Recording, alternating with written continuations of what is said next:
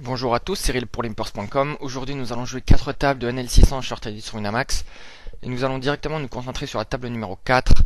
Alors nous avons relancé 8 et 7 de cœur UTG, nous sommes payés par le bouton et nous trouvons un board 9-10-2 où nous flopons les nuts, à savoir un tirage de quinte flush par les deux bouts. Alors sur ce type de board, si jamais notre adversaire vient nous relancer, nous allons évidemment stack off directement dès le flop. Si jamais il vient nous relancer, on aura pas mal de fold equity, à savoir qu'il veut nous relancer sur ce type de board un certain nombre de fois en bluff, également avec des tirages type QJ, etc. Face auquel on a évidemment une excellente equity. Donc ici l'objectif c'est de partir à tapis dès le flop si jamais notre adversaire vient nous relancer. J'ai apporté un petit calcul poker stove rapide, voilà, juste face à une range composée par exemple de Breland 2, à savoir qu'il va évidemment nous relancer quand même avec des mains pour value également. Donc Breland 2, c'est possible également qu'il ait un flush draw supérieur, auquel cas notre equity serait pas génial face à par exemple une main type As-4 de cœur. Donc si jamais il vient nous relancer face à... Il peut également nous relancer avec un flush draw supérieur et également des doubles paires, donc 9 et 10 principalement. On a comme une equity donc de 48% ajouté à ça, au fois il va nous relancer évidemment bluff, etc. Et évidemment le faire folder avec 8 high. Ça sera une très bonne chose de le faire folder directement une flop avec hauteur 8. Donc voilà, l'objectif c'est de partir directement à tapis au flop si jamais notre adversaire vient nous relancer. Mais il s'avère qu'il call simplement notre bet. Alors la turn est la dame de cœur, donc qui évidemment est une excellente carte pour notre main. Donc il nous donne maintenant la flush. Néanmoins, si j'avais pas touché ce board de manière aussi forte, à savoir je sais pas si j'avais paire de 5 ou As-Roi ou quoi que ce soit à 100 cœur, c'est pas le type de carte que je barrelais très souvent, dans la mesure où c'est une carte qui va très souvent améliorer l'equity de la range de mon adversaire. Quand il nous call au flop, il aura des mains type Roi 10, 10 valets, qui ont maintenant des tirage de quinte ajouté à leur paire, savoir s'il a 10 valets par exemple, il a un tirage de quinte par les deux bouts maintenant au turn. Possible également qu'il est flatté avec une main type roi dame, avec 2 over, une gutshot, 10 valets qui a maintenant une paire, puis un tirage de quinte par les deux bouts, etc. Donc c'est vraiment une carte qui va globalement améliorer très souvent la range de mon adversaire. Donc ici je vais évidemment miser pour value, mais si j'avais raté le board, c'est pas une carte que j'aurais très souvent en seconde barrel en bluff ici. Évidemment que la flush, la question ne se pose même pas. Nous allons miser pour value. Alors la rivière est un 10 offsuit qui est une carte très intéressante. Quand notre adversaire nous a collé 2 fois, il aura très souvent une made N, à savoir quelquefois une dame, et assez souvent un 10 aussi. Une main type valet 10, As 10, Roi 10, quoi que ce soit. Il aura très souvent un 10. Donc finalement ici, on a plusieurs options qui s'offrent à nous, à savoir miser, et on va très certainement se faire coller par un 10, par une dame. Et l'option que j'ai choisi de prendre ici, c'est le check raise all-in. C'est pas certain qu'il value bet une dame si jamais on check. Dans la mesure si on mise, il va très certainement nous coller avec une dame. Mais si on check, c'est pas certain qu'il mise avec une dame. Par contre, s'il mise avec un 10, donc on a l'opportunité de prendre beaucoup plus évidemment en faisant un check raise et qu'il nous colle. Donc l'idée ici, c'est de maximiser les fois où notre adversaire aura un 10. Et j'ai estimé qu'il aurait très souvent un 10 dans ce type de situation. Donc j'ai opté pour un check raise all-in sur cette rivière. Donc nous checkons, il s'avère malheureusement que notre adversaire check derrière. J'ai été voir ce qu'il avait parce que justement je voulais voir quel type de main il checkait, si jamais il avait checké une dame, un 10 ou quoi que ce soit.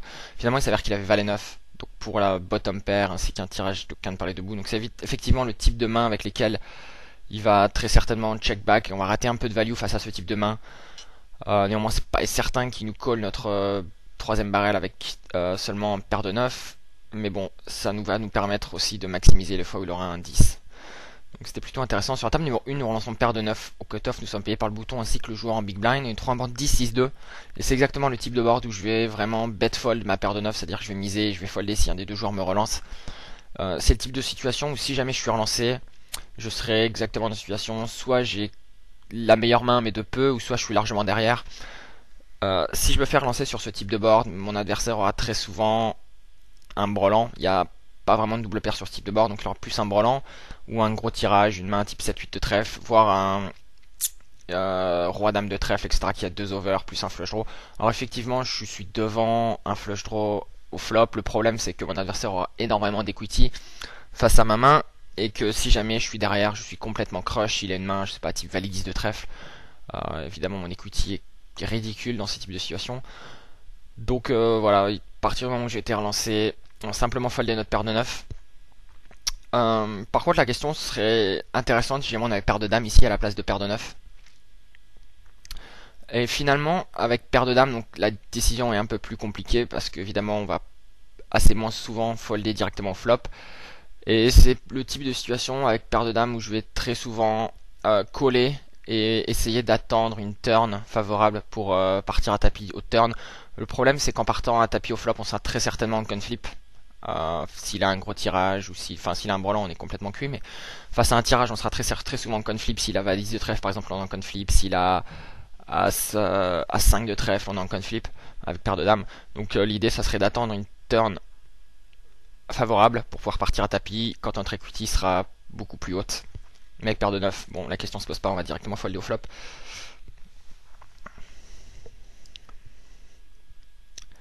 Alors au niveau des joueurs présents à la table, sur la table numéro 1, donc je reconnais les 4 joueurs finalement.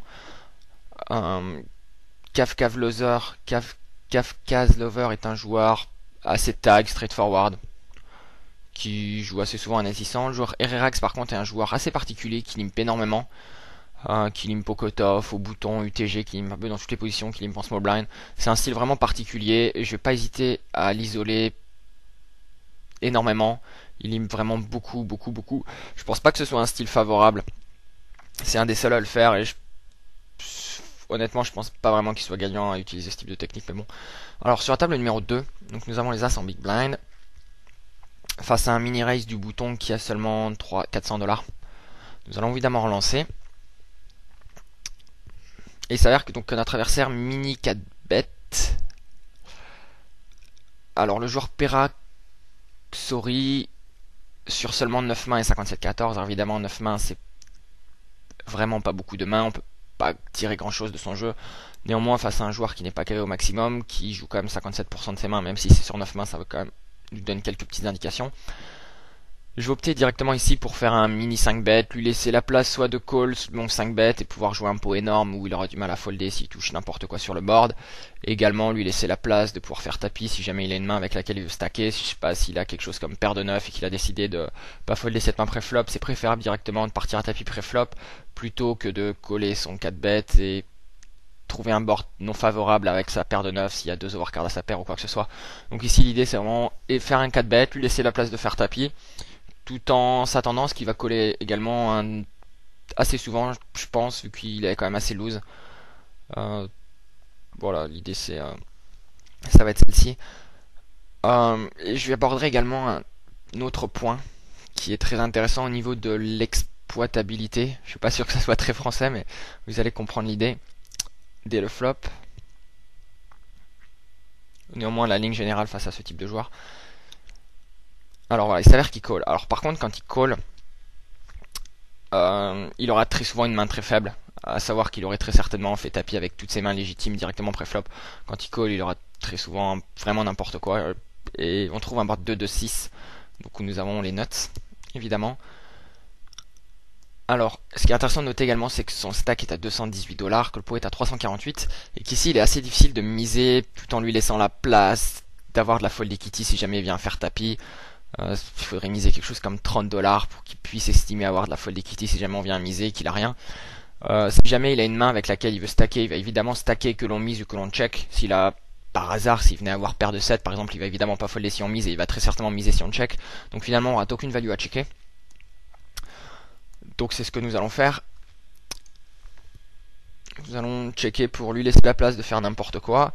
Et également, si jamais il a une main légitime, on va évidemment le stacker quoi qu'il arrive. Sur la table numéro 1, donc on a une situation super standard où nous avons As-Roi UTG plus 1, nous 3 bétons, le joueur qui a relancé UTG.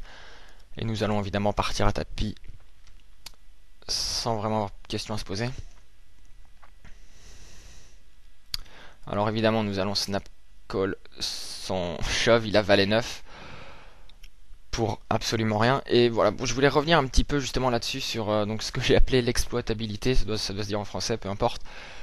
C'est que finalement j'ai utilisé une ligne que je vais pas vraiment utiliser face à un joueur régulier, un joueur contre qui, entre guillemets, j'aurai un peu de respect pour son jeu et je m'attends à ce qu'il ait la moitié d'un cerveau pour comprendre un peu ce que je fais. Et que finalement mon mini 5 bet ici avec les As c'est un peu évident et que face à un joueur plus faible, ça me gêne pas d'utiliser des lignes qui seront exploitables. À savoir ici, checker ce flop, c'est que finalement je vais jamais folder quand je check ce flop. Si j'avais As-Roi, j'aurais très certainement fait tapis directement au flop, dans la mesure où je m'attends à ce qu'il ait une range faible et que j'ai beaucoup de fold equity avec As-Roi. Donc j'aurais très certainement fait tapis si j'avais As-Roi, si je m'étais retrouvé sur ce type de board. Donc finalement ma ligne est quand même excessivement exploitable. C'est-à-dire que si je check ce flop, finalement ce sera jamais pour folder, ce sera très souvent pour le snap call avec les As, les Rois ou peu importe ce que j'ai, mais je vais jamais folder si jamais il vient faire tapis. Mais que finalement face à un joueur un peu plus faible, ça me gêne pas vraiment d'être exploitable. Par contre, c'est quelque chose que je ne ferai pas face à des joueurs réguliers. Et voilà, essayer plutôt de garder une range avoir une range équilibrée dans la majorité des cas. Voilà, donc c'est deux trois mots sur ce point qui je pense était important. Et que finalement, voilà, face à des joueurs un peu plus faibles, il n'y a aucun problème à jouer de manière exploitable. À savoir des situations où un joueur un peu plus observateur pourrait peut-être déceler quelque chose. Ici, on n'a pas vraiment de soucis de questions à se poser. Alors sur la table numéro 1, donc nous allons, voilà, As-Roi, As-Roi, et on se fait un petit peu de frayeur au flop, mais finalement nous allons partager le coup. Sur la table numéro 3, donc nous lançons As-Dame au cutoff, et un joueur à seulement 40$ fait tapis au bouton. Et nous avons un call très très facile à faire. Alors sur la table numéro 3, nous lançons 10 et 9 de trèfle au cutoff. Nous sommes payés par le joueur au bouton, donc sur RLA qui a seulement 300$, 50 big blind. Et donc nous avons un joueur en small blind qui nous 3-bet. Et c'est le type de situation où finalement je vais accorder beaucoup de crédit au 3-bet de mon adversaire. Avec un joueur qui est seulement qui a seulement 50 big blind. Les joueurs en blind vont avoir tendance à jouer de manière un peu plus straightforward, à savoir 3-bet un peu moins dans la mesure où ce joueur-là a l'air assez loose et du coup ils s'attendent pas forcément à avoir beaucoup de fold equity sur un 3-bet. Et également ce qui est intéressant de noter, c'est que finalement avec un joueur faible qui a collé, les joueurs en blind vont assez souvent avoir tendance à coller avec des mains assez fortes, une main type par exemple paire de 10 qui est une main qui est une excellente candidate pour 3BT ici en squeeze pour value paire de 10. Ici par contre avec paire de 10 face à un joueur faible qui a collé au bouton, on a pas mal de value à coller simplement, essayer de garder entre guillemets le fiche dans la main. Donc ici finalement je m'attends à ce qu'il colle quand même avec des mains assez fortes et que du coup quand il 3-bet il aura vraiment une main très très forte. Il a assez peu de fold equity sur le joueur qui a collé au big blind et je vais avoir tendance à lui donner beaucoup de crédit. Évidemment ici hors de question de call avec 10 et 9, le joueur au bouton peut faire tapis à n'importe quel moment pré-flop, donc nous allons évidemment folder notre suite connector.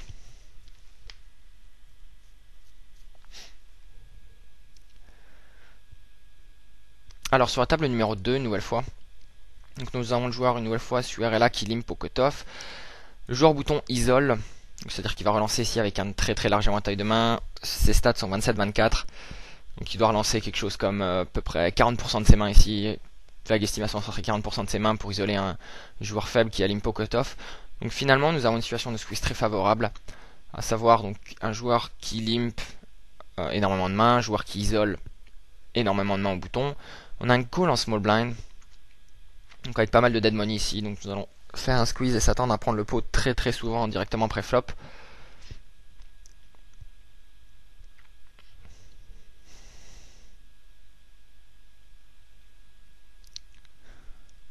Alors il s'avère que le joueur en small blind nous call, ce qui est assez surprenant, et que globalement il aura quand même une range assez forte en nous collant, à savoir des mains type As-Dame, Roi-Dame, voire des paires type paire de 9, paire de 10, qui attendent un board favorable pour stack off au flop.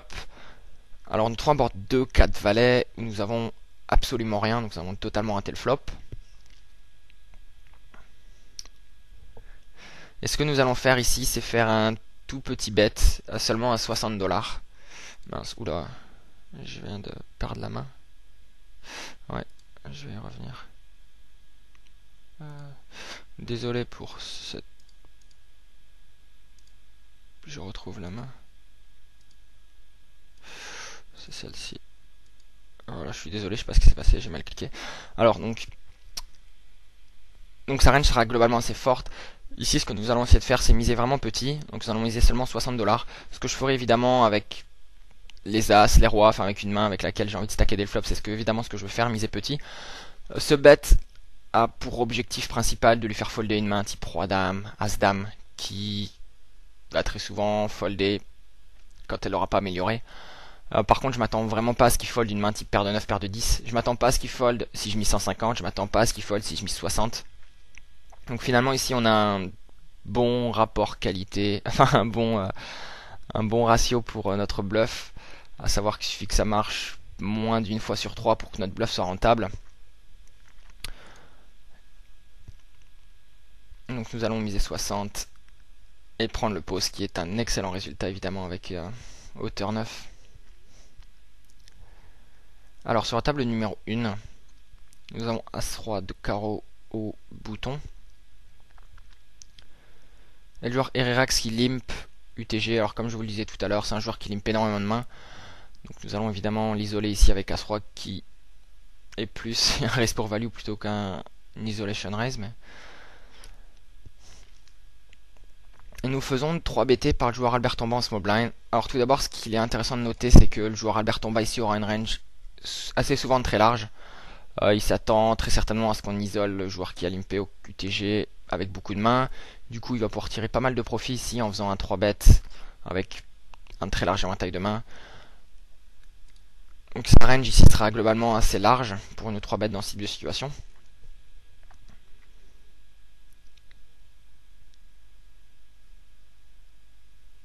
Et finalement, il s'avère donc que le joueur en small blind nous colle 4 bêtes. Alors, bon, comme je disais tout à l'heure, c'est que dans cette situation précise, que ce soit moi ou que ce soit le joueur Albert Tomba en small blind, nous avons tous les deux des ranges très larges et que c'est envisageable que ce joueur-là fasse ça en bluff de temps en temps, même si je crois pas, je le connais pas énormément, donc je sais pas exactement s'il est capable de faire ça en bluff, c'est-à-dire de call 4 bêtes et de folder si un de nous deux vient faire tapis, ça j'en suis pas certain. Il faudrait que je joue un peu plus avec lui pour pouvoir m'en rendre compte.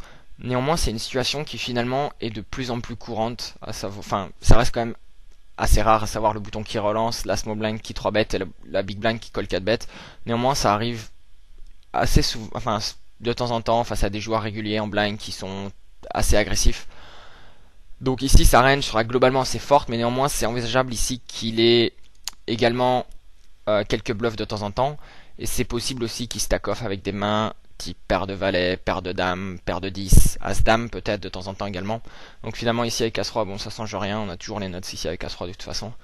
Donc nous allons partir à tapis, on a également le joueur en small blind qui va très souvent folder, par contre lui à moins qu'il ait les as sous les rois. Donc on a énormément de fold des kitty sur ce joueur là. Et avec la dead money présent dans le pot, on a un shove favorable ici. Donc il s'avère qu'il est paire de valet, je vais prendre une note. Quand même savoir qu'il colle 4 bêtes ici, paire de valet, ça pourra justement me permettre d'avoir une meilleure idée de sa range dans ce type de situation. Je vous recommande vraiment de prendre des notes sur les moves, enfin surtout sur les situations qui vous interpellent ou qui vous permettront par la suite d'avoir de meilleures idées sur les ranges de vos adversaires de manière générale.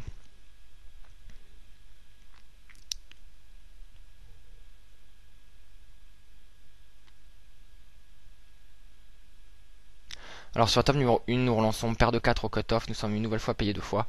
C'est un board vraiment défavorable à faire un c-bet face à 2 joueurs. On va très certainement être collé par l'un des deux. Avec paire de 4, on n'a évidemment aucune possibilité d'amélioration, si ce n'est simplement 2 outs. Donc nous allons simplement abandonner directement la main dès le flop face à 2 adversaires. Alors sur la table numéro 2, donc nous relançons As-Roi off au cutoff, nous sommes payés par le joueur au bouton. Nous trouvons un board très favorable à notre main, avec une gutshot, 2 overcards et le nut flush draw. Alors, donc nous faisons un c-bet évidemment, ce qui est tout à fait standard. Nous sommes collés. La turn est un set qui change absolument rien. Ici, plusieurs options s'offrent à nous, à savoir miser et coller un tapis si jamais il vient faire tapis. J'ai opté ici pour un check raise all-in, à savoir que le bet me semblait pas très favorable au niveau des stack size qui étaient pas géniaux, à savoir si on vient miser quelque chose comme 60. Enfin, les stack size me paraissaient pas vraiment favorables ici à miser. Je préfère ici opter pour un check raise all-in ici avec la gutshot, les 2 over et le flush draw. Et s'avère qu'il check back. La rivière est une dame qui est une carte très mauvaise si elle essaie de faire un bluff. Donc malheureusement le check raise all-in n'a pas marché au turn et nous allons folder directement à la rivière. Quand nous avons raté toutes les cartes qui nous faisaient gagner. Je crois que la dame c'était la seule carte qui nous faisait pas gagner. Enfin.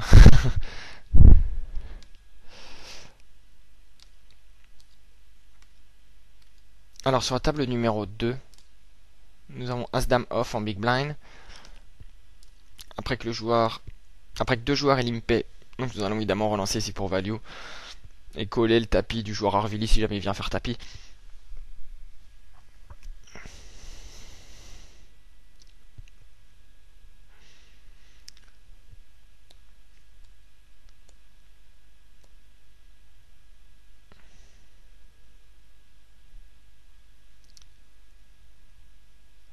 Alors nous sommes collés 2 fois, nous trouvons As 9 10, top pair. Bon évidemment, pas grand chose à dire de plus.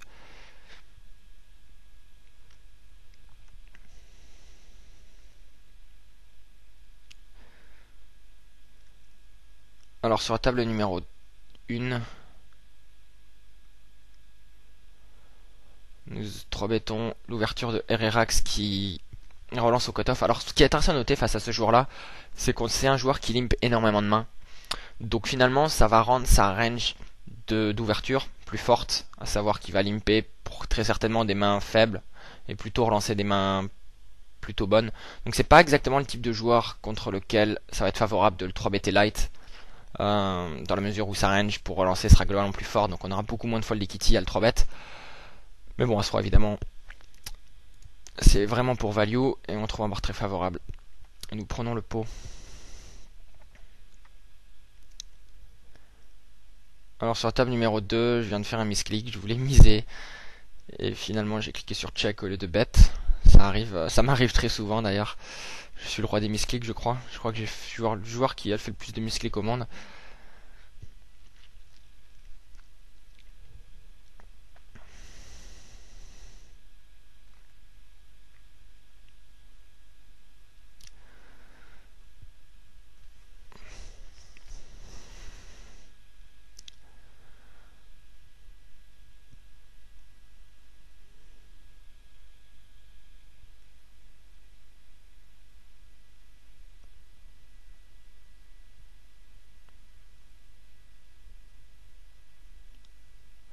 Sinon je voulais revenir là, pendant ce petit temps mort où il se passe pas grand chose sur les tables.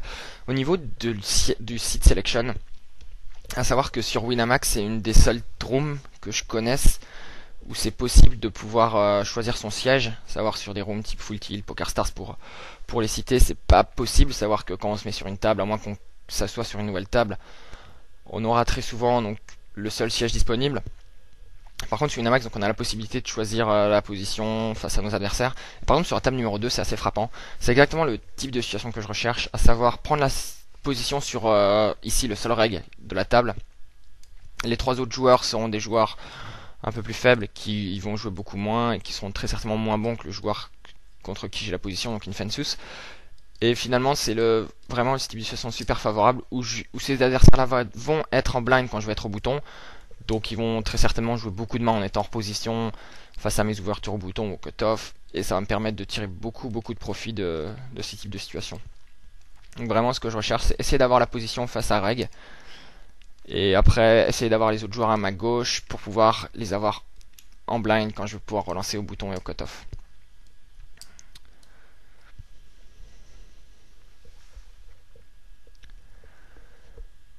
Alors sur la table numéro 2, nous relançons valet 9 de pique. Nous sommes payés par le joueur au bouton.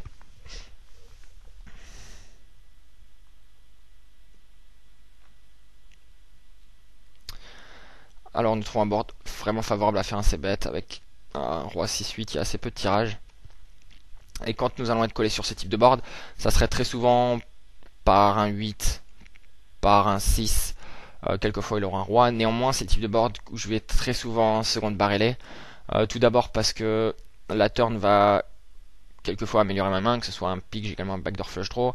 Également il y a pas mal de cartes qui vont me donner des gut shots ou des tirages de quinte, enfin principalement des gut shots. Une dame par exemple serait une carte favorable à seconde barrel, un 10 serait une bonne carte à seconde barrel, un as serait une bonne carte à seconde barrel. Par contre le 7 c'en est vraiment pas une. Je me suis posé néanmoins la question de continuer à miser parce que j'ai quand même un tirage assez sympa. Maintenant j'ai un tirage de quinte par les deux bouts, en sachant que le 10 serait moins une carte parfaite, dans la mesure où j'aurai la quinte supérieure, si jamais il s'avère que mon adversaire est également un 9. Mais le problème c'est que ce 7 est quand même une carte globalement pas très intéressante à seconde barrel. Si jamais il avait un roi, il va évidemment pas folder. Et s'il a un 8, ce 7 va très souvent l'améliorer. S'il avait quelque chose comme 8 et 7, maintenant il a double paire. S'il avait 8 et 9, 8 et 10, etc., il aurait un tirage de quinte en plus de sa paire. Donc finalement, mon idée était de seconde barreler pas mal de turns. Malheureusement, cette turn n'en est pas vraiment une. Et je vais abandonner après que ce 7 tombe au turn. C'est important d'avoir un plan, savoir quel type de carte on va barreler.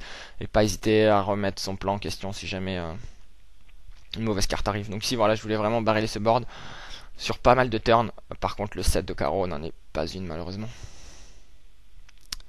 Alors sur la table numéro 1, nous allons 3BT le joueur qui a ouvert au cutoff avec la C5. C'est une main...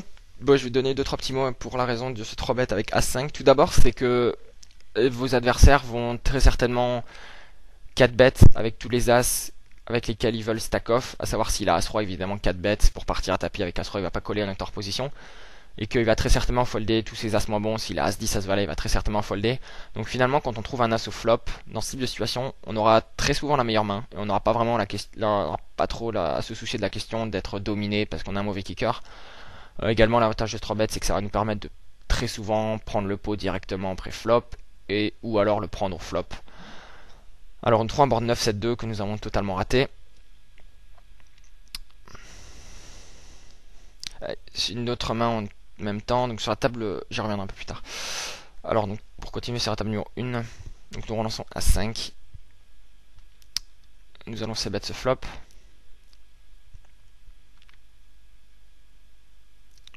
Et notre adversaire nous check raise. Alors, quand il nous check raise sur ce type de board, finalement, il aura assez souvent une main avec laquelle il veut stack off, à savoir une main type paire de 10, paire de valet avec laquelle il n'a pas envie de 4 bet, partir à type pré-flop. C'est un board assez favorable pour ce type de main. Il s'attend très certainement à ce que j'ai une range très large de 3 bêtes au bouton, et du coup, essayer avec paire de 10, il va pas hésiter à stack off directement dès le flop avec paire de 10. Donc, je vais directement abandonner la main ici. Voilà, je pense qu'on peut pas faire grand chose ici. Un shove serait assez spewy. Sa range globalement ici sera quand même assez forte et préférer directement opter pour un fold. Alors je vais revenir 2 petites secondes en arrière pour paire de valet sur voilà, sur la table numéro 3.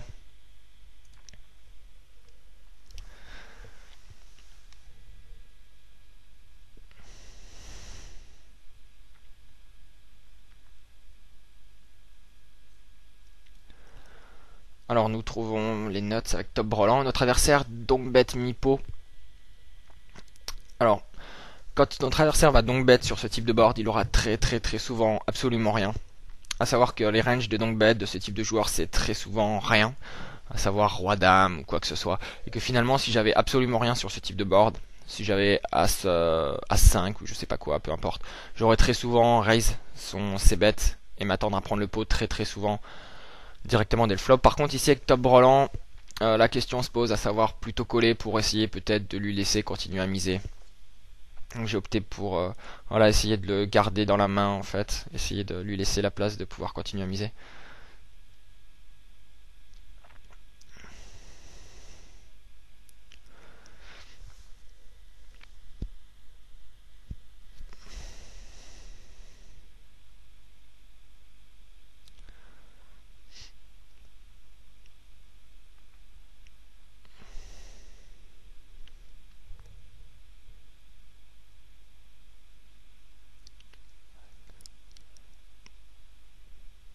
Alors sur la table numéro 4, nous avons lancé As-6 off en small blind face au joueur au big blind. Nous trouvons un board 7, 6, 10 avec un tirage cœur. Alors c'est le type de board que j'aurais pas forcément c-bet si j'avais totalement raté. C'est un board qui va très souvent toucher la range de mon adversaire quand il colle en big blind, ou du moins c'est un board sur lequel il va pouvoir me mettre beaucoup de pression en relançant dès le flop avec un très large éventail de mains, avec la majorité de mes mains. Ça va être très difficile de faire quoi que ce soit d'autre. Ici, checker pour pot control, ça me gêne un peu parce que finalement, ça va être assez difficile de pouvoir call 3 street ici seulement avec bottom pair. Il va très souvent pouvoir nous faire folder la main, c'est-à-dire que si on call au flop, on va très certainement folder au turn si jamais il continue à miser. Et que ça va être vraiment très difficile à jouer la main en checkant le flop. On a également un backdoor nut flush draw. Donc on a quand même pas mal de value également à continuer à miser. Et prendre le pot directement, peut-être améliorer le turn ou continuer à miser au turn. Et prendre le pot directement le flop est évidemment très bon résultat aussi.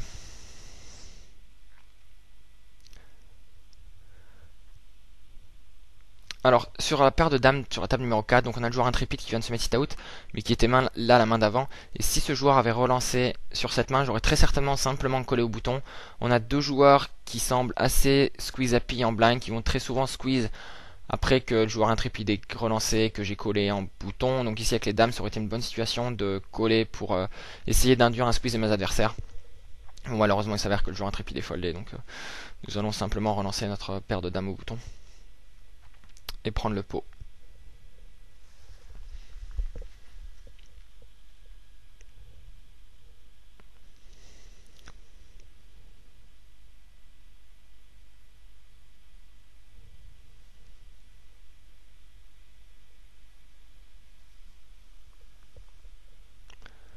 Alors sur la table numéro 2, on a un joueur qui vient d'arriver avec seulement 297$ et qui pose sa blind hors position. Donc on va pas hésiter à l'isoler avec très large éventail de main, s'attendre à prendre le pot directement après flop très souvent. C'est ce que nous allons faire ici avec 9-10 au cutoff.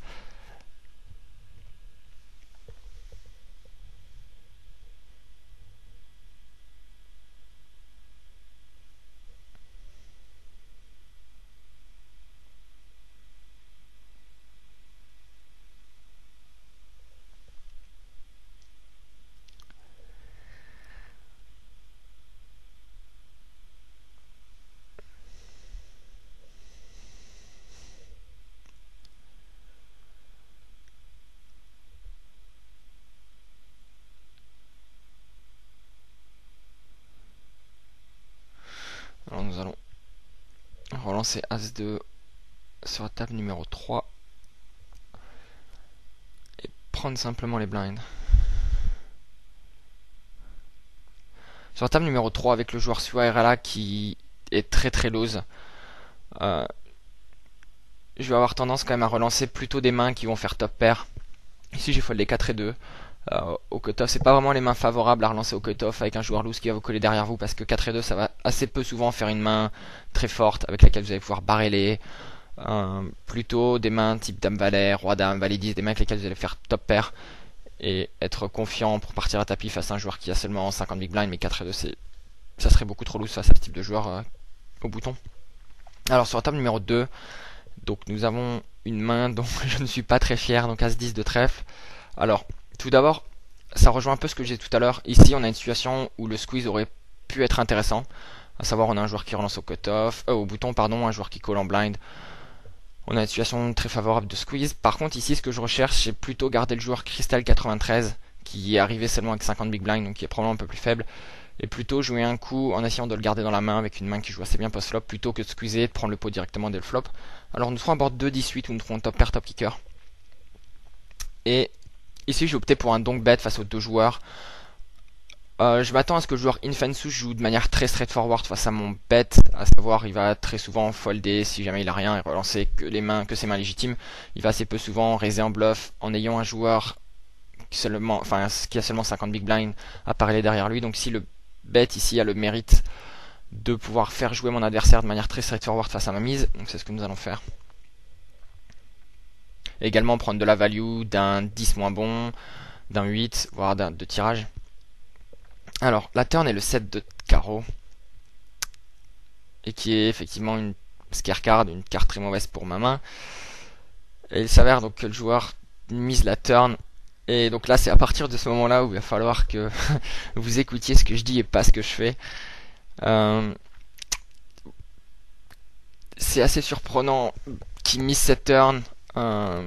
Après coup, en fait, quand il mise cette turn, je lui ai pas donné énormément de crédit sur sa mise au turn. Le 7 est une scare card. J'ai estimé qu'il allait quelquefois le faire avec des mains type dame valet, par exemple, avec la dame de carreau, par exemple. Ou quelquefois il allait avoir 10 et 9, par exemple, et qu'il allait miser la turn ou quoi que ce soit. Donc si j'ai opté pour un call, même si après coup, sans être result oriented, j'aurais préféré avoir directement foldé dès le turn. J'ai une tendance à être assez souvent en calling station. Et ouais, voilà, faites plutôt ce que je dis, pas ce que je fais. Donc la rivière, le 8 de cœur qui change absolument rien. Je m'attends pas vraiment à ce qu'il mise un 8 au turn quand il a check call le flop. Donc finalement le 8 ne change rien. La question se pose à savoir est-ce qu'il a la flush ou est-ce qu'il est en train de bluffer avec une main type dame valet par exemple, avec la dame de carreau ou quoi que ce soit. Ça reste un call très très marginal pour ne pas dire mauvais. Et après coup j'aurais préféré avoir foldé directement dès le turn plutôt que... En fait à partir du moment où je call le turn, je pense que le call à la rivière est bon, mais que le call à la turn par contre est assez marginal quoi qu'il en soit.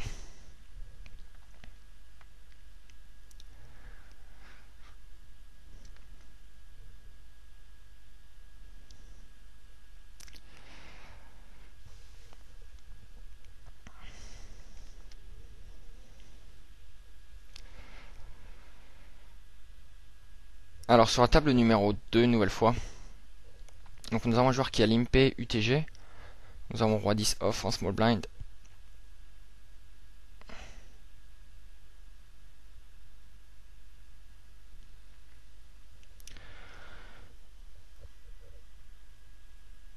Et donc nous avons le joueur, donc Crystal 93, qui isole au bouton avec un raise à seulement 2,5 fois la big blind. Après qu'un joueur est limpé, globalement ça sera très très souvent une main très faible. Donc ici on va pas hésiter à 3 bet directement pour s'attendre à prendre le pot très souvent pré-flop. Type de situation où il aura très certainement une main très faible en ayant relancé si peu après un limp. Donc nous allons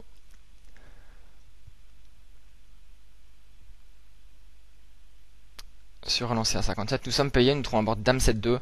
C'est un board assez drawy sur lequel on n'a pas vraiment envie de se faire raise all-in sur ce type de board. On a un middle pair avec un assez bon kicker, un backdoor flush draw, donc c'est vraiment le type de main où on n'a vraiment aucune envie de se faire raise all-in si jamais on vient c-bet ce flop. Donc ici on va plutôt opter pour un peu de pot de contrôle, coller si jamais il vient miser évidemment, et réévaluer à la turn. Alors la turn est le 6 de cœur qui nous donne maintenant le second note flush draw et toujours seconde paire, donc maintenant nous allons évidemment miser pour value. Après que notre adversaire ait check back le flop, il va très souvent nous coller avec des tirages, avec des mains plus faibles que roi 10, donc ici on a une mise pour value très claire à faire au turn. Et la rivière est le 9, donc qui fait rentrer, enfin 2-8 fait une quinte maintenant. On a beaucoup moins de value maintenant à miser cette rivière, évidemment, ça serait plus un bluff de miser cette rivière. Nous allons essayer de trouver un showdown pas cher, et il s'avère que notre adversaire donc overshove, enfin fait un overbet all-in sur cette rivière. Après que ce joueur, enfin si vous voulez, ce joueur a donc à doubler la main précédente avec sa flush.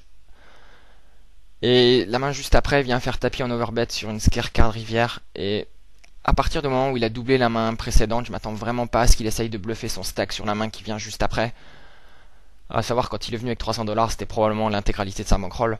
Donc quand il vient faire tapis en overbet à la rivière sur la main suivante, après avoir doublé, je m'attends vraiment pas à ce que ce soit un bluff. Donc ici on a un fold vraiment très facile à faire. Il va quasiment me bluffer, mais jamais ici. Donc nous allons simplement folder notre middle pair ici, sans aucun regret. Il avait très certainement 6-8, 7-8, 9-8, 10-8, quoi que ce soit, et a très souvent la quinte ici quand il overbet, si ce n'est la couleur.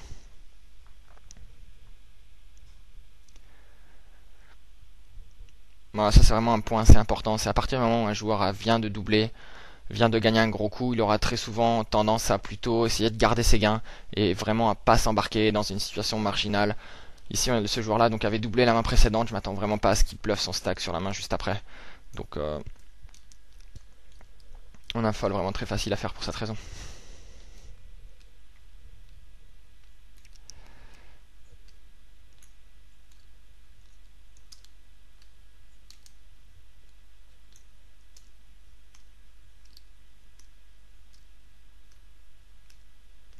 Alors sur la table numéro 2, donc nous allons coller simplement la relance de R-Rax en cutoff avec Valet 10 de cœur. Ça rejoint un peu ce que je disais tout à l'heure.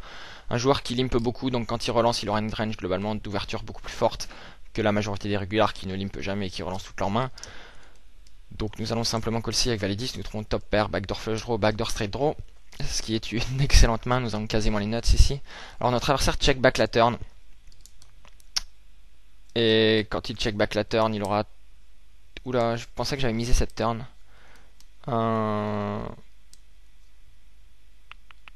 Qu'est-ce qui s'est passé? Attendez, 2 petites secondes, j'ai pas bien vu ce qui s'est passé. Je pense que j'ai dû miser la turn, parce que je comprends pas pourquoi j'aurais checké. Voilà, donc on va reprendre. Donc il check back le flop si je dis pas de... Non d'accord, il mise le flop, ok. Ok, c'est ça. Donc il mise le flop, donc nous allons évidemment coller ici avec top pair. On n'a aucune raison de faire quoi que ce soit d'autre. On a un call très facile à faire. Et notre adversaire donc check back la turn. Et donc nous trouvons double paire à la rivière. Quand nous collons ce bet au flop, on aura souvent une main type paire de 5, paire de 6, un 7, paire de 8, paire de 9, voire un 10. Et finalement, s'il a un valet, il va très certainement le value bet. Il va aussi également pouvoir le call si jamais on mise. Et que finalement, c'est possible également qu'il tente un bluff sur cette overcard à la rivière, à savoir que quand on call avec paire de 5 et qu'il mise la rivière, nous allons quelquefois évidemment folder notre paire de 5. Et que finalement, pour ces raisons, je m'attendais à ce qu'il bluffe quelquefois cette rivière. Et que par contre, quand il a check back le turn, je m'attends à ce qu'il ait vraiment pas souvent grand chose, dans la mesure où il aurait très certainement continué à value bet un 10 au flop, ou toutes ces overcards, toutes ces overpairs au flop. Enfin, la majorité des mains avec lesquelles il va payer notre bet rivière aurait très souvent seconde barrel cette turn. Et que finalement, s'il a un valet, il va évidemment le value bet. Donc finalement, on rate quasiment aucune value ici à bet cette rivière, à checker cette rivière, mais on va peut-être induire quelquefois des bluffs sur cette rivière, en sachant que notre main ressemble encore une fois à une main plutôt faible, à une main type une paire, qui sera globalement plutôt faible sur ce type de board. Donc on va pouvoir peut-être induire quelquefois des bluffs. Donc c'est ce que nous allons faire, et malheureusement on check derrière. Alors sur la table numéro 3, donc nous allons opter pour un 3 bet avec dame 9 de carreau, après une ouverture d'un joueur assez loose au cutoff.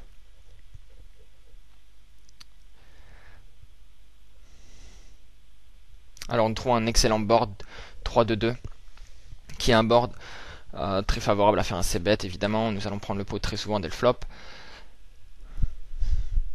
Et il s'avère que notre adversaire nous mini-raise sur ce type de board, c'est assez surprenant.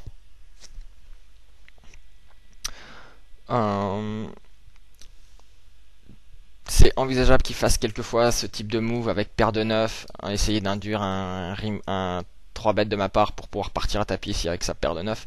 Néanmoins, je m'attends également à ce que ce joueur-là en particulier soit assez souvent en bluff, à savoir qu'il s'attend probablement à ce que je 3 bet une range assez large, qui n'est pas touché ce flop. Évidemment, si j'ai pas une paire en main, je n'ai pas touché ce flop.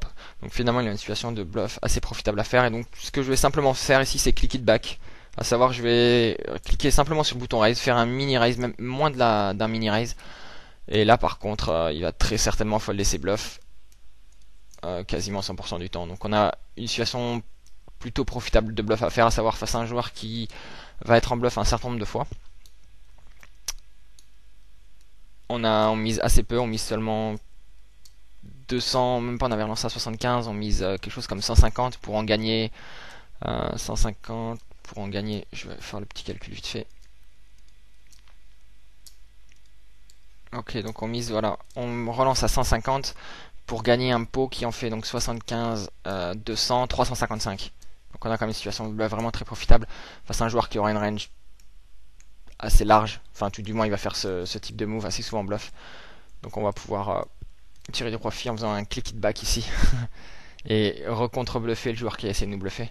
Et sur la table numéro 2, donc nous avons relancé paire de 8 après que le joueur en small blind est limpé. Et nous checkons notre paire de 8 sur un board vraiment pas favorable du tout à faire quoi que ce soit d'autre si ce n'est checker. Alors sur la table numéro 2, donc une nouvelle fois, nous relançons roi 6 de cœur au bouton. Une nouvelle fois, donc le joueur est là, donc bet le flop. Encore une fois, je m'attends à ce qu'il ait une range de donc bet très large, à savoir absolument rien sur ce type de board. Alors ce qui est intéressant de noter ici, donc c'est que nous avons le deuxième flush draw, et que finalement on a également la meilleure main sans paire, et que son equity est très certainement très faible face à notre main s'il a valet 10 ou quoi que ce soit. Enfin, s'il a totalement raté le flop, son equity est très négligeable par rapport à notre main sur ce type de board. Donc ça rejoint un peu ce que nous avons fait tout à l'heure avec le Borland Valley. Ici nous allons simplement coller et très probablement le call down et également voilà, le laisser continuer à miser quand nous améliorons sur la turn.